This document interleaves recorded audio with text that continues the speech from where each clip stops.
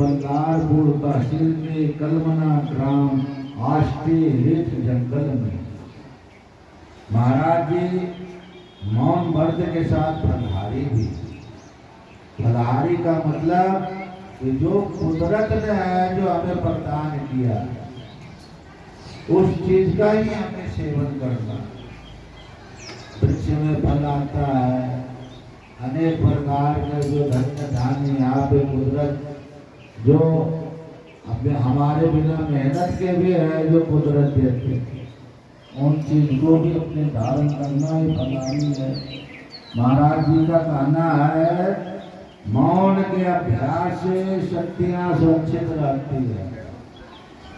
हर व्यक्ति को उतना ही बोलना चाहिए जितनी आवश्यकता हो, तो उसके अंदर शक्ति सुरक्षित रहे, न कि अकारक बोलता रहे। ये बोलने की शक्ति है भगवान ने दिया। इसको अभी हम लोगों ने महावचन श्रवण किया कि जब हम राम राम लेते हैं अंदर श्वास जाता है तो हमारा कल्याण होता है, तो उससे हमारा आत्मा जो मोक्ष की प्राप्ति होती है। आत्मा जो मोक्षार्थ, और जब श्वास बाहर जाता है तो जगत का कल्याण होता है। ये हमारे महापुरुषों की सूक्ष्म रूप से आत्मा अनुमोक्षार्थ जगत हिताय, जगत के हित के लिए वो जो श्वास जाता है राम राम, उससे ही जगत का कल्याण होता है। बहुत गूढ़ शब्द है और इसमें कोई पूंजी लगने वाली नहीं है। व्यापार कर रहा है तो कुछ पूंजी लगा देंगे तो उससे कुछ प्राप्त, ये स्वतः ही हमारे अंदर भगवान ने एक पूंजी संग्रहित कर रखी है। ऐसे महाराज जी का कहना कि मौन का अभ्यास हर व्यक्ति को रखना चाहिए। मौन देते धार जोगे तो जगत सारे काल रोगे। इस समय जगत में कितने आए कितने चले, काल रूपी हमेशा सिर पे मंडराता रहता है। तो मौन वृत्ति को हम अभ्यास करने के बाद, इसीलिए तो नियम संयमी बना है कि जब सुबह हम पूजा पाठ करें तो मौन रूप से राम राम कर लेना, कोई शक्ति प्राप्त होती है। किसी प्रकार का मंत्र सिद्धि को अगर सुलभ बनाना हो, आसान बनाना हो तो मौन वृत्ति धारना चाहिए। महाराज जी ऐसा सुगम रास्ता हम सब लोगों को बता रहे हैं। जो साधक इष्ट मंत्र में शीघ्र सफलता प्राप्त करना चाहते हैं उन्हें इस मौन साधना का प्रयोग अवश्य करना चाहिए। सबके साथ हम सब लोगों को भी यही इनकी तपस्या का फल है जो ये हमें मार्गदर्शन दे रहे हैं। मौन शक्ति की सुरक्षा करने में सक्षम है। मौन रहने से हमका हमारा शक्ति कहीं खर्चा ना होगा, वो हमारे अंदर ही रहेगा। महाराज जी का कहना है कि यदि शक्तियों को रास को रोकना है तो मौन रहने का अभ्यास करना चाहिए। शक्ति बर्बाद न हो इसके लिए व्यक्ति को मौन रहना बहुत जरूरी है। मौन शक्ति की सुरक्षा करने में सक्षम है। शक्तियों को एकत्रित करने में, उसको सुरक्षित रखने में मौन व्यक्ति बहुत जरूरी है। शारीरिक अंगों स्फूर्ति, मानसिक शक्तियों में वृद्धि और बुद्धि का विकास होता है एवं आत्मबल बढ़ता है। ये सभी मनुष्य के विकास में सहायक और आवश्यक होते हैं। यदि इसका अभाव हो गया तो जीवन अब नित्य असफलता की ओर उन्मुख हो जाएगा और बुद्धि सफलता की कुंजी है। जिस प्रकार बैटरी चार्ज करने से उसे पुनः काम लाया जा सकता है, ठीक उसी प्रकार जब शरीर विद्युत कम होने लगती है तो उसे पुनः लाने के लिए मौन रूपी चार्ज की जरूरत होती है। इसलिए मौन हर प्राणी के लिए अनिवार्य है और आवश्यक है। मौन व्रत भी साधना का आवश्यक अंग है।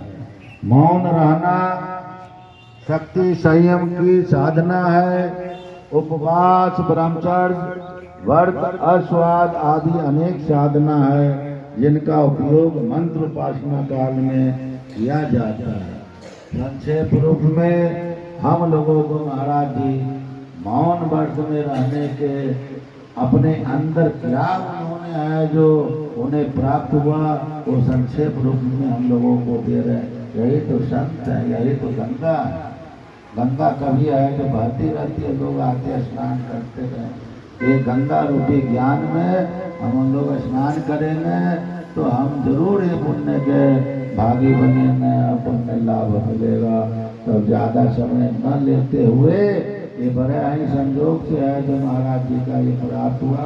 तो हमने कहा, मन में विचार आया कि महाराज जी का अभी उपदेश सभी संतों के लिए, सभी भक्तों के लिए, सभी नगर वासियों के लिए अपनी साधना का जो फल है उसे मैं आप लोगों के माध्यम आप लोगों को पास पहुंचाऊं। तो ये हमें बड़ी खुशी हुई। और महाराज जी के लिए हम भगवान से प्रार्थना करते हैं कि आप स्वस्थ रहें, दीर्घायु रहें, आपकी सफलता चढ़ती कला रहे, तपस्या में दिन दूनी रात चौगुनी बढ़ोतरी होता रहे। आपको देखिए शिष्य पीछे बैठे, सेम स्वरूप यही होता है। बाल रूप, युवावस्था, वृद्धावस्था, ये तो शरीर की गति चलती रहती है। लेकिन गुरु का अक्ष जो होता है शिष्य में, कब जब शिष्य अपने गुरु के उपदेशों का अनुसरण करने लगता है तो गुरु की छाया चेहरे पे होती है, गुरु का अंश आ जाता है। गुरु मूलत मनमयी ध्यान, गुरु शब्द मंत्र मणिमा। अगर गुरु बोल दिए दिन को रात है बच्चा, तो शिष्य को चाहिए सत्य वचन। और उसका फल ये होगा कि उस समय दिन को रात कर रहे, हो सकता है कि हमारे अंदर अंधकार की धारा प्रवाह चल रही है। जिस समय वो अंधकार दूर हो जाएगा तो दिन तो दिन ही है, प्रकाश तो प्रकाश ही है। इसलिए गुरु को शब्दों को, गुरु के शब्दों को सत्य वचन के अधिकारी बन करके जब तक शिष्य भक्त दुनिया के जितने भी जीव जानवर हैं सबको उनके अधीनस्थ रह करके उनके बताए हुए कार्य पे चले हैं, तभी उनका जीवन कल्याण होता है। माता पिता गुरु हैं, बच्चे को माता है जो पालन पोषण करती है, सब बताती है, ये पिताजी हैं, ये गुरु जी हैं, ये हैं। तो बच्चा सीखता है, फिर स्कूल में जाता है। फिर सबके माता पिता कौन है? परमात्मा देव जी हैं, भगवान है, सबके माता पिता। फिर माता पिता कहते हैं देखो हमारे माए बाप ऊपर भगवान बैठे हुए हैं, उनकी पूजा करो। उंगली पकड़ के ले जाते हैं तो माई मत्था टेकती है, बच्चा मत्था टेकती है, तो वो भी उसका अनुसरण करता है। वही अनुसरण हमारे जीवन पर्यंत काम आता है। तो इस प्रकार के जब हम लोग अपने जीवन में ऐसा शिक्षा ग्रहण करेंगे, इस आदर्श पे चलेंगे, तो हम सब लोगों का जीवन कल्याण होगा।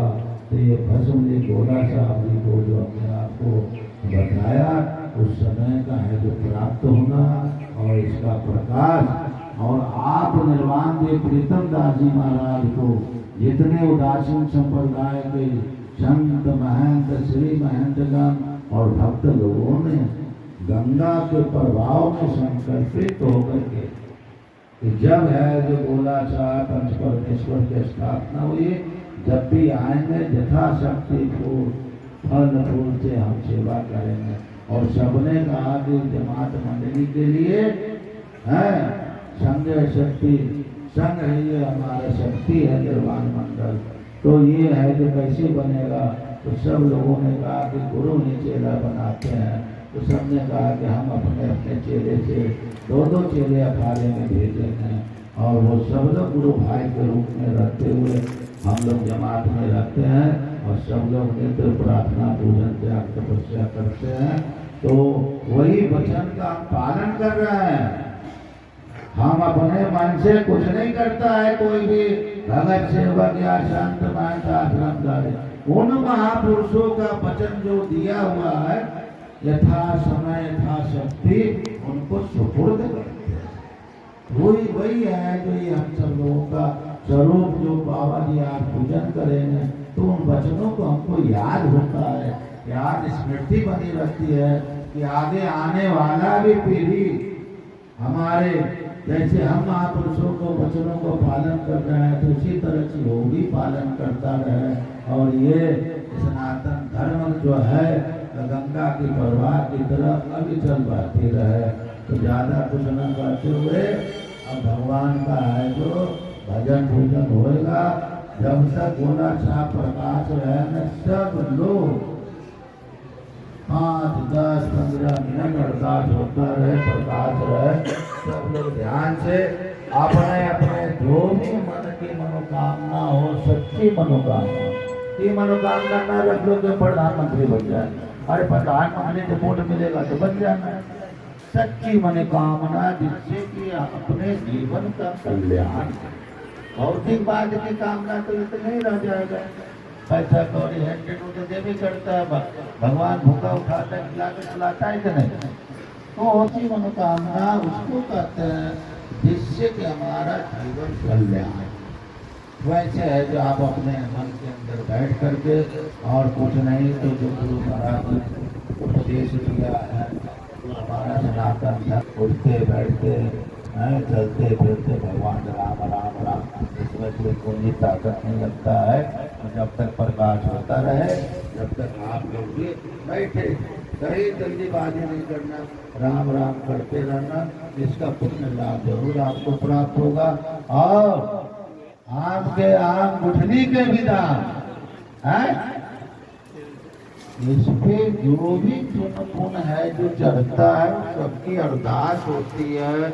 और उसी अरदास से क्या बोलते हैं, जो उसको क्या बोलते हैं, जो मुद्रा आता है इस पे चढ़ता है, सब एकत्रित होकर के आपके सनातन धर्म की जो रीढ़ है, जड़ है, कुंभ मेले में और भी तीर्थों में, संतों की सेवा में, भक्तों की सेवा में, गौ की सेवा में, इस प्रकार के जितने हैं जो हर त्योहारों की सेवा में, उसमें वो लगता है। तो क्या हुआ, अभी चढ़ाए तो अभी तिलक मिल गया, पुण्य लाभ प्राप्त हुआ। जो आपने मेहनत से ही करने के बाद तो पैसा आएगा। मेहनत से आपने जो धन एकत्रित किया उसमें से जो पुण्य इस पे चढ़ाया, अब वो जब आज कुंभ मेले में खर्चा हुआ, तीर्थ हुआ, तो उसका भी पुण्य लाभ आपको ही प्राप्त होगा।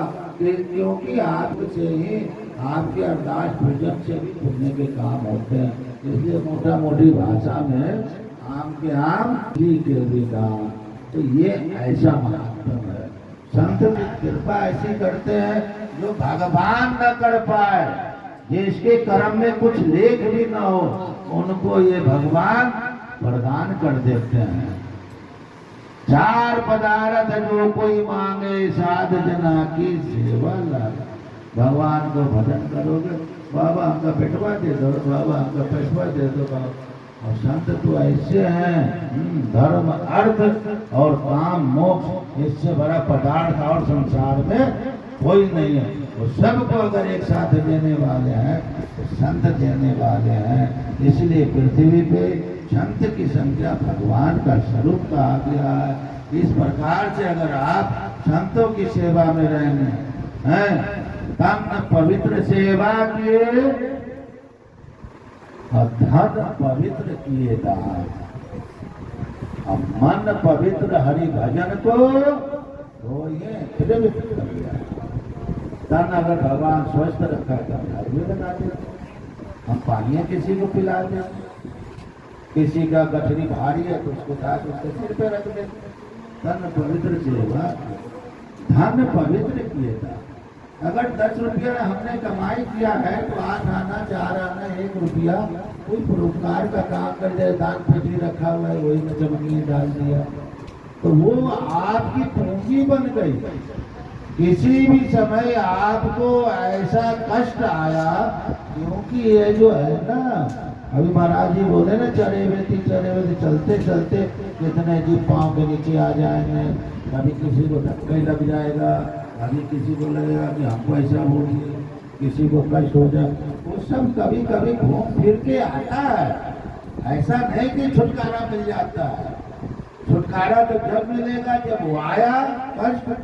ये जो आपने कर्म किया पूंजी मिला, इससे आपको छुटकारा।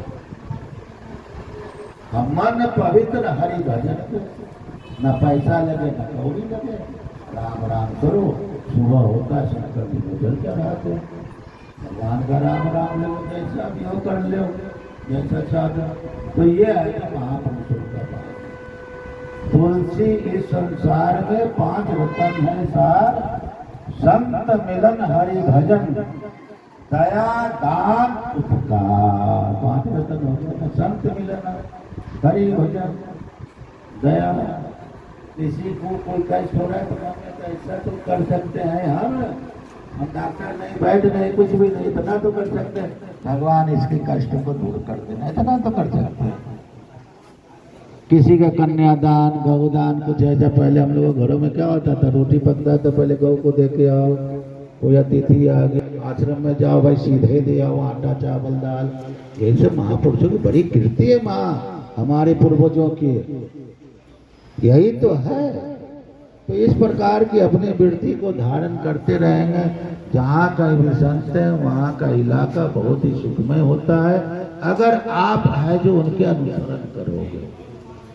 बालक स्कूल में जाएगा नहीं तो कैसे पढ़ेगा, ऐसे विद्या हो जाएगा।